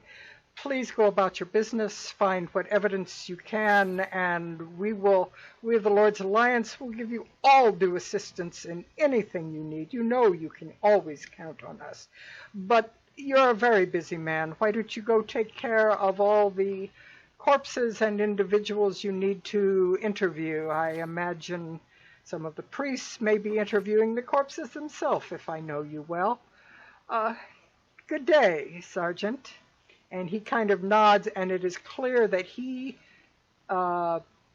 hierarchy-wise, kind of outranks the sergeant, and the sergeant doesn't like being shuffled away, but he just nods and moves on back to where the investigation's occurring, away from you. And Silvermane leans over to Nokri and says, "This has gone far enough, lady. It was bad enough the thugs were waging open war right on the streets, right under their noses, but now it appears that war is being waged on the very financial stability of the city. We've got to stop it before they bankrupt the treasury themselves. You have my support if you wish to pursue matters, but try to look as though you are cooperating to the fullest extent. I will do everything I can to forgive me. The loss of someone I swore to protect is hitting me hard. I appreciate all of your assistance. I truly do. I will assist in whatever way I can. I will, of course, hand over anything I find. In more ways than one, I will follow whatever chain of command I need to. I look to the people on the streets of this area as my own as I would my own countrymen. An attack on this area is an attack on me and them, and I do not appreciate it. I will throw whatever weight I have behind you to see to it that the lords themselves, if I must go to them, will see to it that you do not remain closed for a month. That is utterly ridiculous. There is no reason for that. I will work and do my best to see that you are open promptly. Well, fortunately, I will pay the expense for the burial of this man. I know he has no family. Most kind of you, most kind of you. And he looks at him, he says, when did this man come into your employ? I'm not familiar with him. He is shortly after the incident with the drow. He was part of the trial. The drow. And The that attack on the elven of the city. Yes, I'm familiar with that. Lord Zord was involved in that, was he not? I believe so, yes. I'm hoping the two are not connected. If it is, well, that man has opened up a great deal of ire for me. The Lord's Alliance knight holds up his fingers and he says, we seem to be exploding in not factions per se, but in interested parties. Lord Zord is suddenly involved in this just as High Harvest Tide comes to the city. We have multiple factions of the Zentarum. We have nobles who seem to be connected to high houses involved. I am beginning to wonder just how many hands are in this pie. I can safely assure you that my hand is only here out of my own personal interest, and I seem to be getting wrapped up in more than I was prepared for. Waterdeep has a way of doing that. They seem to attract such things. I'm going to come here for an adventure. I'm going to go as soon as the royal areas are open and speak with the open lords as quickly as I can. This is obviously far beyond a simple business matter for the Trollskull Inn. There is something far greater going on, and the lords need to be made aware of it. If there's anything I can do to assist with rebuilding, even if it's simply manpower, please let me know. Very good. I will do that. Now, OOC, do any of you have speak with dead? Wait, what? I still have to speak with Mert, but the guy that was talking, was he like this captain of the guard or something like that? No, he is the leader of the faction known as the Lord's Alliance. Oh, okay, so he's not involved with the guards or anything, or the handling of Haldar? No, he's a noble of high rank. Okay. So I wouldn't care about this guy then. All right, so what are you going... No. Well, I mean, indirectly you care about everything everybody's saying, so it's all interconnected. What were you going to say to Mert? Well, I mean, yeah, I would ask Mert to follow me back inside where, and I would have brought Martin back out with me, but then bring him back in after seeing that there's just too much going on. Very good. And then I would take Merton and tell him what I know of the situation. I obviously don't have all the knowledge. I tell him about the Zentarum mark, but it's not the snake head. It's a gauntlet fist head instead, or something like that. It has the gauntlet fist on it. Yeah, above the snake. Above the snake, right? So I tell him that Zentarum is involved, but it's probably not the main faction if there is some kind of split faction or maybe a merge factions together. Do you remember the name of the horse? I need the horse's name. The horse. I do not remember the horse's name. Let's just call her Myrtle. Fiona. Myrtle for now. I don't know. It was something like Myrtle. something silly like Myrtle. I don't remember. Anyway, he says, "Oh, Myrtle heard something. That was why she was kidnapped, I believe." I do recall her saying something about that she did know something. She did not tell me everything, which is better for her. There was a name that came up that apparently one of the renegades from Davil's crew, a certain Erstal Floxen, the name has come up. Erstal Floxen. Do I recall this name from somewhere? You remember Myrtle saying that she had heard someone that was named Erstal that was in a conversation near the carriage that she had overheard, and that it said, she wasn't sure, but it had something to do with this whole sordid mess. Okay. I recall her saying something about the Ursula Floxen, but again, the less I knew about what she knew, the better to give it to you straight away. He nods. This is a tangled web here. There are far more fists involved here than I had any idea. We have obviously dropped the ball on finding out all that's going on. There are people who are doing things that I had no idea of. You realize what this will do to our finances? I'm more worried about the city itself. If our finances are undermined, the city will be undermined, sir. Remember, he's a moneylender. Right. I understand that, Mert. If this continues, more chaos breeds chaos. We wouldn't have to worry about finances. We would just have to worry about survival then. In the middle, past you and so forth, you notice Renair moving up. Finally, as things are kind of getting moved away, and he moves up, trying to look at the various bodies that are involved in the explosion. And he stands and he stares for a long time at the dead individual who is in somewhat finer dress, and he looks at him for a long time. Whoever, the individual of the three in that group, he looks at him for a long time. He kind of looks around to see if anybody is upset with him, and he kneels down and kind of turns the man over and looks at him, and you see some emotion on his face. Anyone who is looking that way and wants to do an insight may do so. I want to look that way since I would have noticed him. You said insight? Yes. I'll There's my net one. throw my hat in there. Epiphany definitely, as he moved past, noticed him and noticed a kind of look of shock on his face as he knelt and turned the man over. There is a look of recognition on his face. Varys also can tell that clearly he recognizes the man in the finer garb.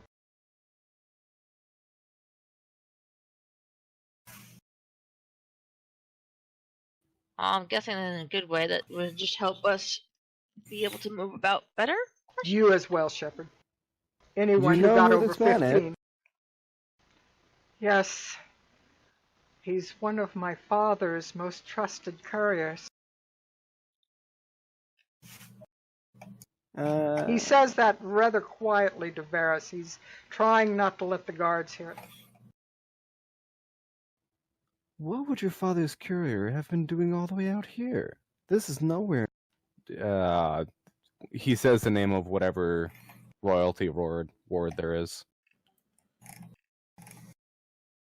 He's nowhere near Neverwinter at all. I don't have any idea why he'd be sent, except the myths, the stories that they're pounding me about my father's wealth. That's the only connection between the two cities that I know of. What's this about your father's wealth? Apologies. Varys puts out his hand. My name is Varys Lonadel. I'm associated with the Emerald Enclave here. The branch here in... My father is Lord Neverember, formerly one of the Open Lords here. He was accused some years ago of having stolen most of the funds from the treasury and embezzled them away and used them to fund his reconstruction of Neverwinter. I know absolutely nothing about it, and as far as I am concerned, it is totally fiction. But there's this pervasive myth that is hanging over the whole scenario, and that was why I was actually kidnapped for a while. They thought I knew where all this wealth was stored.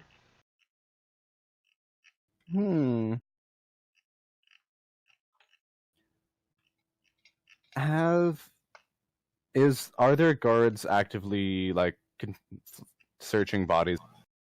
The guards themselves are not. There's priests. The guards are all over Trollskull Alley at doors, interviewing various commoners, writing down notes, taking samples from the paint, doing all those investigative things. But they are not in your immediate group because they figure that's under the control of the priests and Seth and this magician who is wearing one of the High Mage cloaks. He's clearly one of the Mage Tower individuals. Okay. Varys will... Has anyone searched this specific, the body of the courier? No, but there are people watching it rather carefully. Yeah, that doesn't matter. Varys is going to go ahead and... does he look like he was carrying any sort of sack or something he might be keeping stuff in? Give me an investigation roll. Oh, that's not terrible. You notice that he has a belt with a cord, a fine cord, not a cheap cord, that looks like it once held something and the cord is broken. It looks like there was something taken off of his person. Or at least whatever was attached to this cord was removed. Does there appear... with that investigation check, can I see whether the clothes under where the cord was snapped are scorched or not? Specifically, does it look like it was taken before or after he was killed in the explosion? I know the answer. I'm trying to figure out how the things would layer so I give you a proper answer. Basically, it would look to you with a decent roll like it was perhaps covered by his cloak and did not get singed in that area. So very likely it was either taken before the explosion occurred at all or was taken off of his body after the cloak was pulled aside and it was removed. That area is not burned. Okay, so there isn't really a way to tell. No, it's just that the belt and his tunic and so forth under the cloak are only very slightly singed, not enough to be substantial. It's mostly his flesh and so forth that was horribly, horribly burnt. You said he is a courier, correct? Yes. Couriers are usually running something. Do you happen to have any idea what he might have been carrying? None whatsoever. I wouldn't have any idea. I've not been in contact with my father for almost 10 years. Oh, your father is still alive? Yes. My apologies. The way you presented that led me to believe that he had passed. Very happy for you to hear that he is still with. No, he has moved north for his health. His health. Yes, of course. In any case, does he appear to have a coin pouch on him? Yes, he does. Does he only have one coin pouch on him? Yes. Okay. Varus will, even though he is in plain sight, bend down and open the coin pouch. Not necessarily rifling. Well, he'll have to rifle through it a little bit. He's just trying to see how much is in there. He's not actually. There is quite a bit of gold in the pouch, along with several rather, you can at just a cursory glance, look like pretty valuable gems. Okay, he will quickly. Let me see if I can turn my camera back.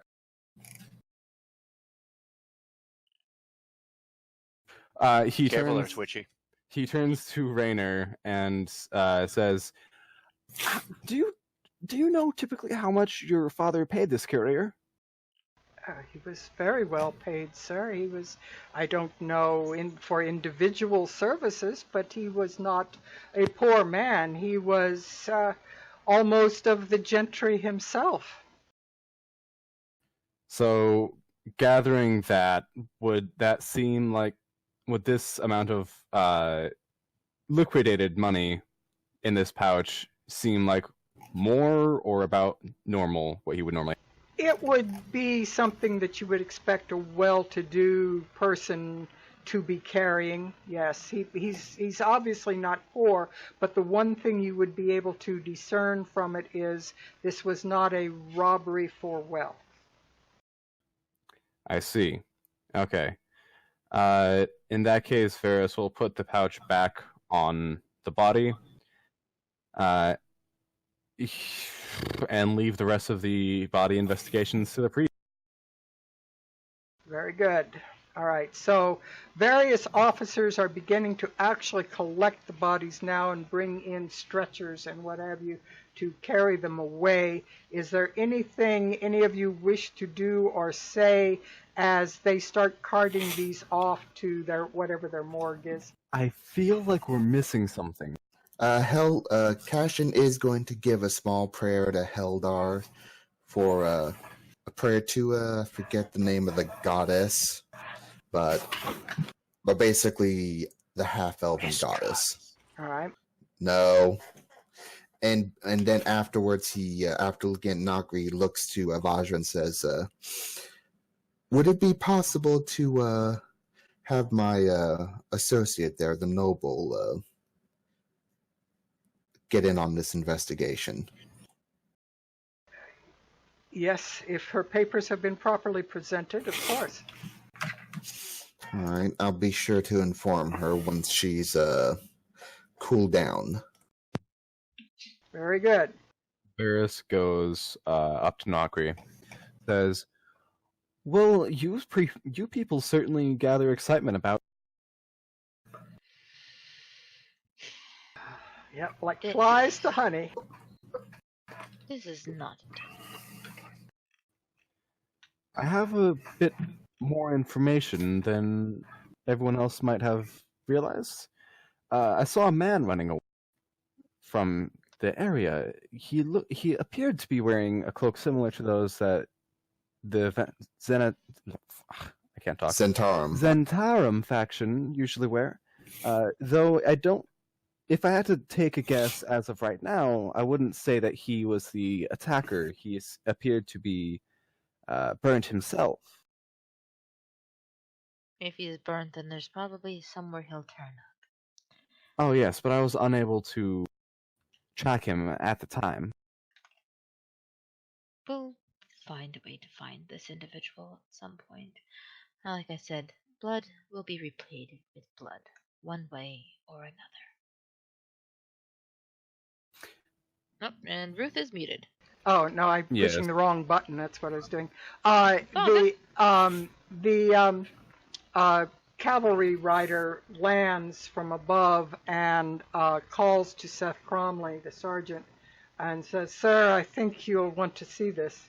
And he hands him over what looks like a religious symbol. And Seth looks at it and looks at him very startled. Can we see what kind of symbol it is?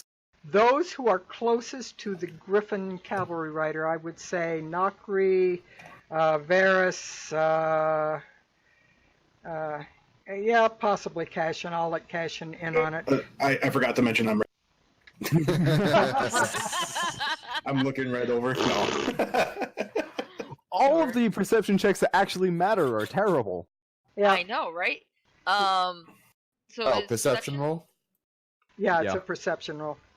I'm not gonna get very high. Let's Cashin's, do this. Cashin's doing well I'm today. doing terrible with my rolls. Cashin glances, and with his memory having been jogged by some of the things that were just going on, he recognizes this as being connected to everything that's been mentioned before. This is a symbol of God. Oh boy. The The symbol of Forge who? God. Symbol of God. God. Yep, the Forge God.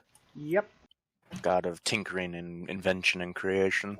One Okay. that the gnomes worship a great deal. Yep, and he reports this directly to Vajra. Another thing. This I don't understand. We've got to get to the temple and find out what's going on. They are not supposed to be off the grounds whatsoever at any time, ever. How has this happened? We've got to find out, and I want you to go find out. Right away, mistress. All right, at that point, with anything hanging that you want to deal with, we will call it at that point. Relian would just approach the group, putting his spell focus orb away and says, "No, Sugar Scales, what the heck? I wanted you to bite that guy's head off." Remember one small thing. I cannot cause an international incident. If by some chance I can become a, how do you say, dual citizenship, then maybe that's more of a possibility.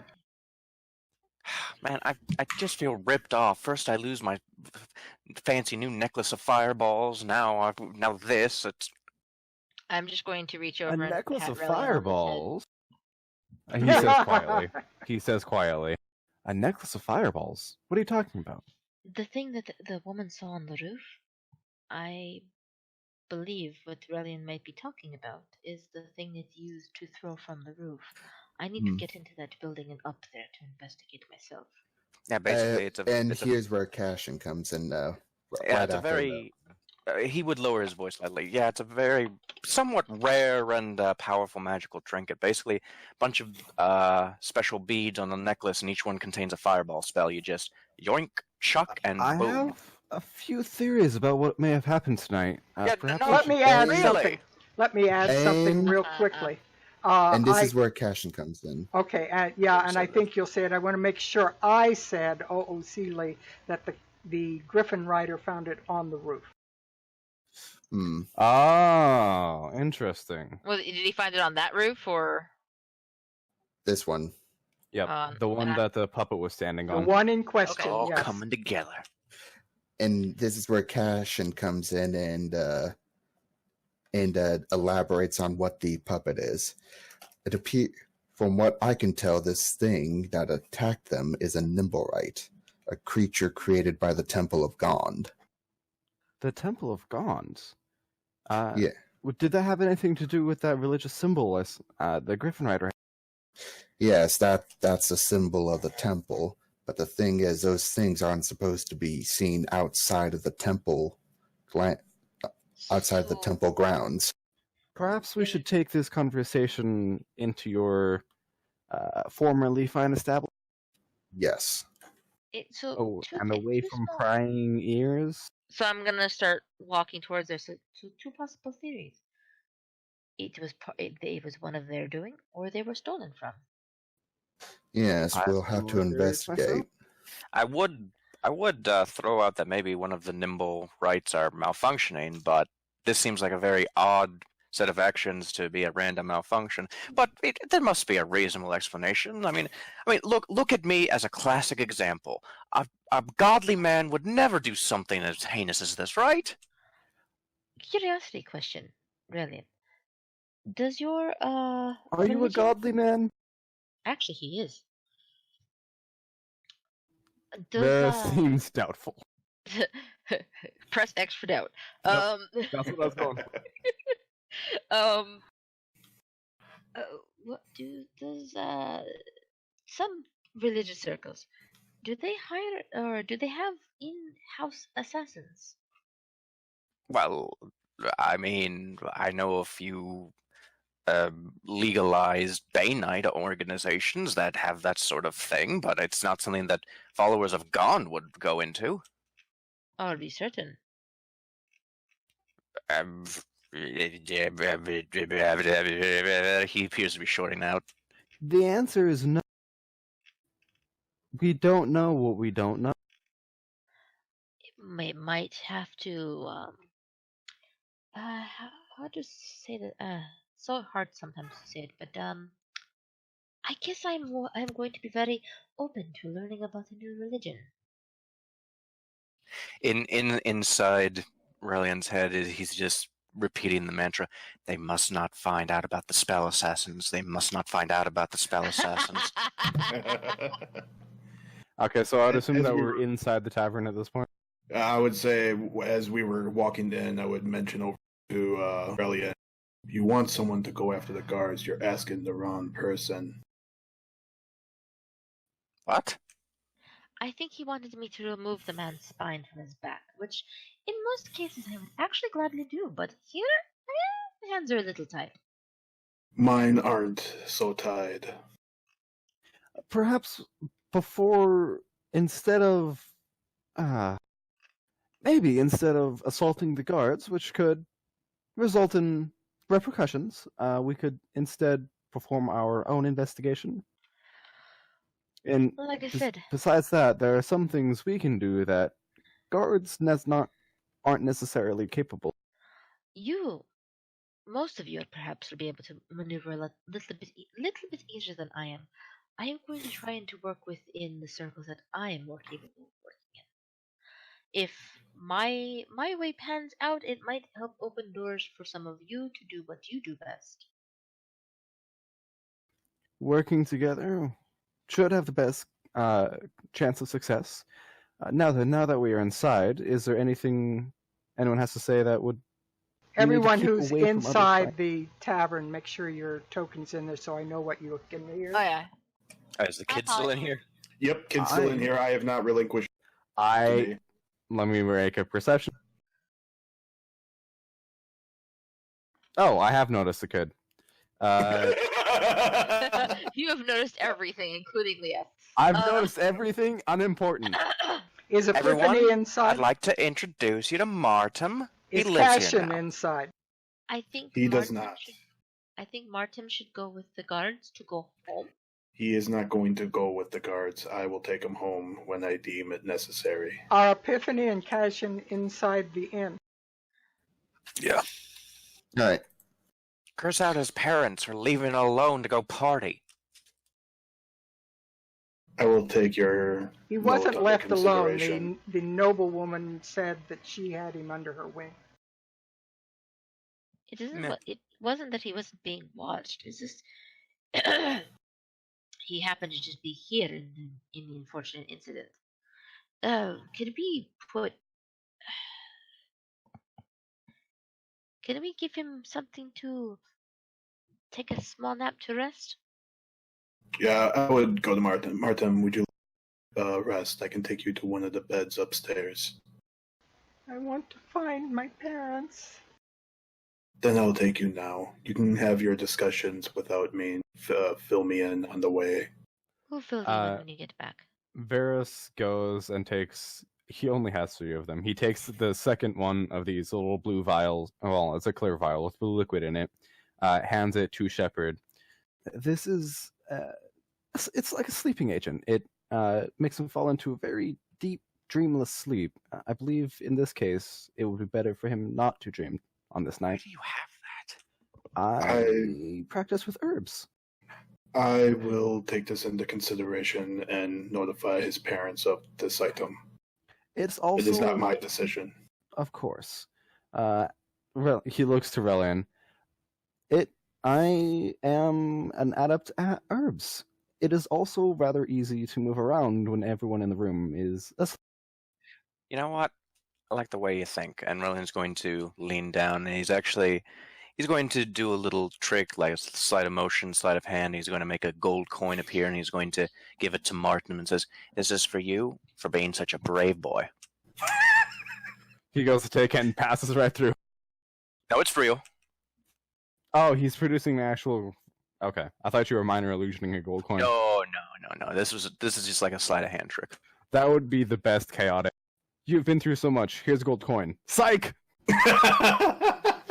No, he's insane. He's not a jerk.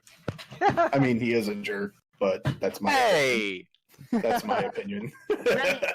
Quick question. How soon can you fix some damage? That's more Epi's deal, but I can try. Okay, and Nakri's just going to turn and punch straight into the table. She's been holding back how mad she is this whole time. It's like, as soon as she has a chance, she's just like, boom. Can we get we repaired that 3 days ago. We repaired that I thought you were gonna say 3 times this week. I'm so sorry. It was either that or the wall.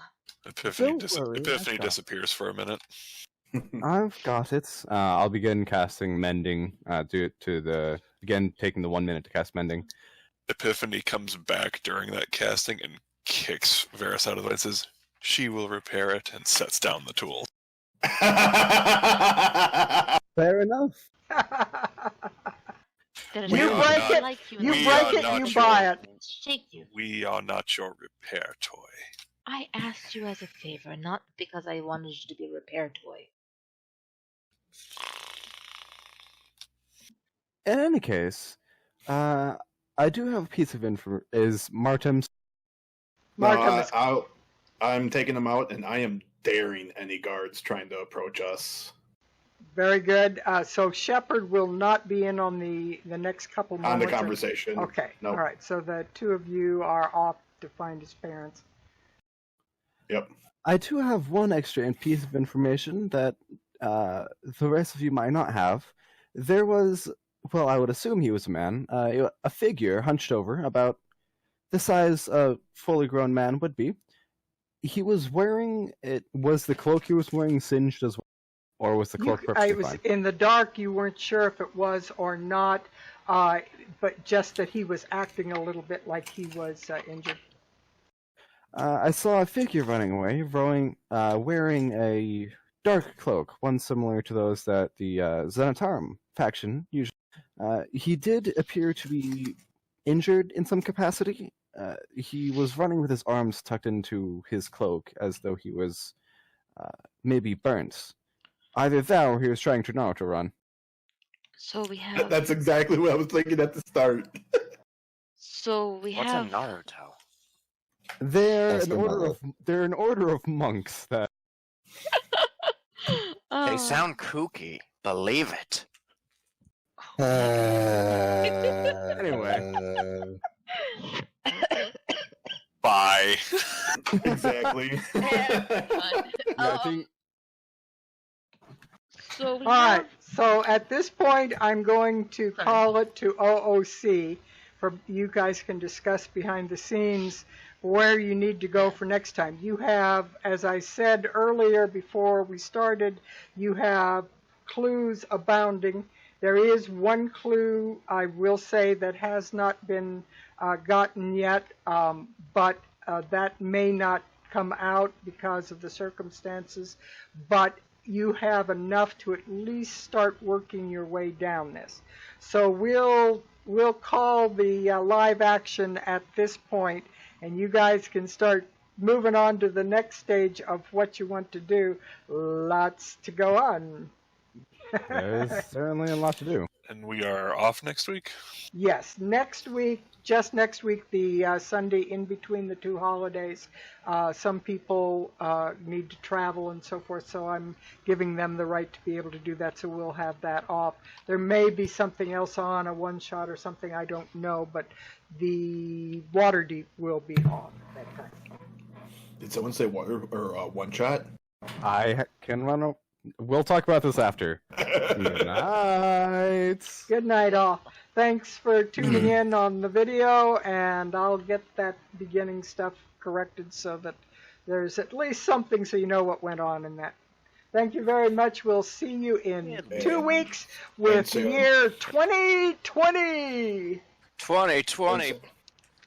Bye, everybody. Remember, you're a little weird. I'm a little weird. This world is a little weird. Life is a little weird. And when we find someone whose weirdness is compatible with ours, we join up with them into mutual satisfying weirdness. And that's called love. Yep. Good night.